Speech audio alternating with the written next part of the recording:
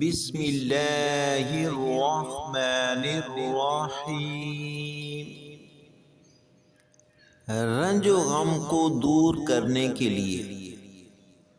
امام جعفر صادق علیہ السلام فرماتے ہیں کہ رنج و غم کو دور کرنے کے لیے غسل کر کے 2 رکعت نماز ادا کرو اور اس کے بعد یہ دعا پڑھو: بسم اللہ الرحمن الرحیم، یا فارج الہم ویا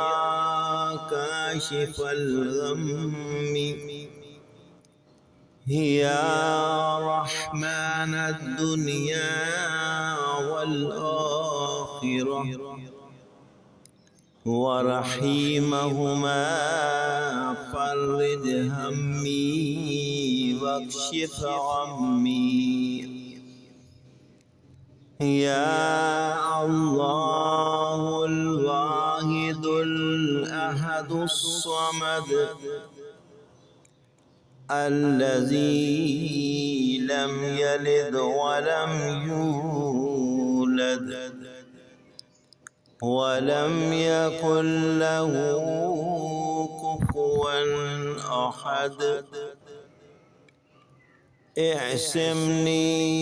وطہرنی واذھب ببلیتی